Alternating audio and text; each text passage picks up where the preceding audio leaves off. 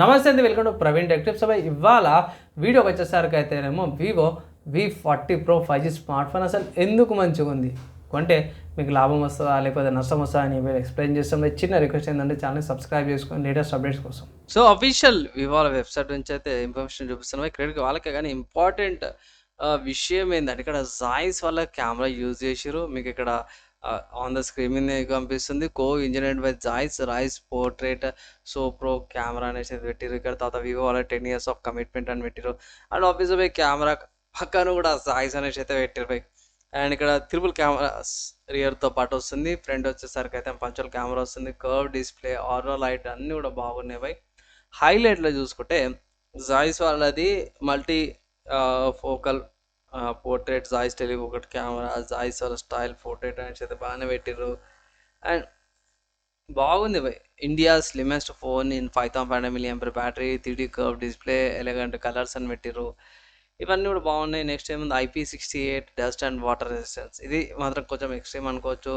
దాని తర్వాత processor by MediaTek Dimensity 9200 plus processor, మంచి ప్రాసెసర్ వస్తుంది. 4 nm ఆర్కిటెక్చర్, మంచి పవర్ స్టెబిలైజేషన్ అంతా కూడా బాగుంది బై. కిందికి వచ్చేస్తే కెమెరా కడ అయితే ఒకటి మంచిగా ఇచ్చారు. జాయిస్ వాళ్ళది మెయిన్ కెమెరా అనమాట. అన్నీ కూడా 50s అనమాట. 50 megapixel cameras, like 50 megapixel ultra wide angle camera, 50 megapixel OS main camera ఉంది, 50 మెగాపిక్సెల్ది టెలిఫోటో లెన్స్ ఉంది, 50 మెగాపిక్సెల్ది సెల్ఫీ కెమెరా ఉంది. అన్నీ కూడా 50 మెగాపిక్సెల్వే ప్రొవైడ్ చేసారు అన్నమాట. ఇక్కడ telephoto lens and main camera వచ్చేసరికి అయితేనేమో సోనీ వాళ్ళ IMX సెన్సార్స్ అయితే యూజ్ చేసారు అన్నమాట అవి. సో ఇదొకటి మేము చెక్ చేసుకోవాల్సింది. ఓవరాల్గా డీసెంట్గా ఉంది బై. స్మార్ట్ ఫోను బాగుంది, స్పెక్స్ వాయిస్, ఫీచర్స్ వాయిస్ బాగుంది, ప్రాసెసర్ కూడా బాగుంది. ప్రైస్ ఎంత అంటే బై సింపుల్గా ఏం లేదు. ఇక్కడ అఫీషియల్ వాళ్ళ వెబ్సైట్ నుంచి చూసుకుంటే 50,000 ఉంది.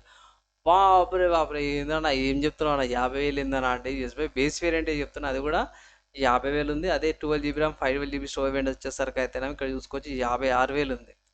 అండ్ మనకి ఇక్కడ డిస్కౌంట్స్, కూపన్స్ 10% అవి అన్నారు. సో చూసుకోండి ఒకసారి, ఆఫర్స్ అవి ఇట్లా అప్లై చేసి ఆఫర్స్ బట్టి చూసుకోండి. నేనైతే బేస్ వేరియంట్ తీసుకోమని ఒక సింగిల్ అడ్వైజ్ అయితే చేస్తాను. And smart phone 2 colour variant వస్తుంది. ఇప్పుడు మీరు ఆన్ ద స్క్రీన్ చూసేది గ్యాంజెస్ బ్లూ కలర్ అనమాట. తర్వాత ఇది వచ్చేసరికి అయితేనేమో టైటేనియం గ్రే కలర్. 2 వేరియంట్లు ఏదైనా కూడా కలర్స్ మీరు సెలెక్ట్ చేసుకోవచ్చు. సరేనా, ఇది వీళ్ళ వెబ్సైట్ కాకుండా వేరే వెబ్సైట్స్ ఏమైనా ఉన్నాయంటే ఎస్బై ఉన్నాయి. మీరు ఫ్లిప్కార్ట్కి వెళ్ళి కూడా పర్చేస్ చేసుకోవచ్చు. ఫ్లిప్కార్ట్లో కూడా అవైలబుల్ ఉంది స్మార్ట్ ఫోన్ పర్చేస్ చేసుకోవడానికి.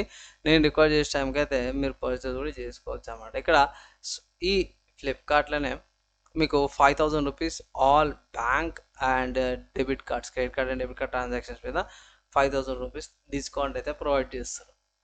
సో దీన్ని బట్టి మనం ఏం చెక్ చేసుకోవచ్చు అంటే 45,000కు వస్తుంది అనుకోవచ్చు. సో నేనేమంటానంటే భయ్, ఇది యాక్చువల్లీ స్మార్ట్ ఫోను మనకు రావాల్సిందే 45,000కు వచ్చి 5,000 రూపాయలు డిస్కౌంట్ ఇచ్చింటే 40,000కు వచ్చింటే బాగుండేది. ఒక 10,000 కొంచెం ఎక్స్ట్రా పెట్టారు, 5,000 ఎక్స్ట్రా పెట్టారు అనుకోండి భయ్.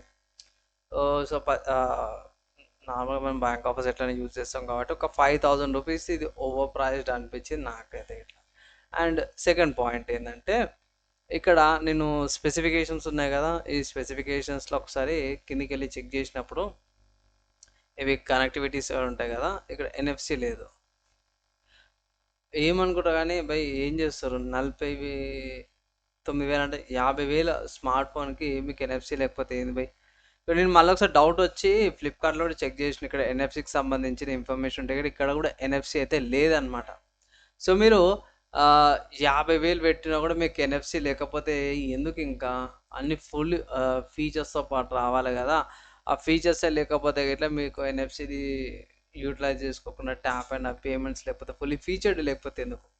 ఇందుకే నేను మోస్ట్లీ ఈ స్మార్ట్ ఫోన్ అయితే స్కిప్ చేయమంటే, లేదన్నా నాకు NFCతో పని లేదు, నేను స్మార్ట్ ఫోన్ కొంటా అంటే ఇట్లా పోయి నేను ఇంకొక పాయింట్ యాడ్ చేస్తాను. ఏంటంటే స్మార్ట్ ఫోన్ 50,000 ఉంది అండ్ బేసిక్ యూజర్ అంటే 50,000 మీరు ఒక స్మార్ట్ ఫోన్ మీద ఇన్వెస్ట్మెంట్ చేస్తారంటే మీరు కంటెంట్ క్రియేటర్, ఈ స్మార్ట్ ఫోన్ యూజ్ చేసి వీడియోస్ తీయాలనుకునే వాళ్ళకి ఒకటే మాట చెప్తున్నా, యూట్యూబర్స్ కొనుక్కొని స్మార్ట్ ఫోన్స్ రికార్డింగ్ చేస్తారు అంటే నేనైతే ఒకటే మాట చెప్తా, గో ఫర్ DSLRs అమ్మడం 30,000-40,000 దొరుకుతాయి.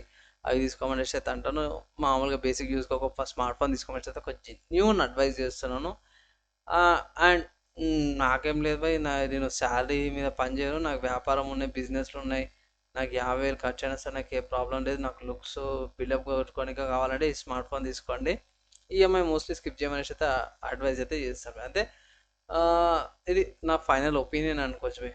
మీరేమనుకుంటారో కింద కామెంట్ చేయండి. వీడియో యూస్‌ఫుల్ అయితే లైక్ అండ్ షేర్ చేయండి భయ్. సో ఫ్రెండ్స్, మీరు నా ఒపీనియన్ విన్నారు. అండ్ నాకైతే ఓకే అనిపించింది. పెద్దగా ఫీచర్స్ అన్నీ కూడా మంచిగా ఉన్నా సరే పర్లేదు అనిపించింది అంతే. ఇప్పుడు మీరేమనుకుంటారు? ఇంకేమైనా డౌట్స్ ఏమైనా అర్థం కాలేదంటే అవి కింద కామెంట్ చేయండి. మ్యాక్సిమం విత్ ఇన్ 1 డే ఇంకా ట్రై చేస్తాను. ఈ వీడియో ఇక్కడ దాకా జరుగుతుంది. వాళ్ళందరూ నెక్స్ట్ వేళ కలుసుకుందాం.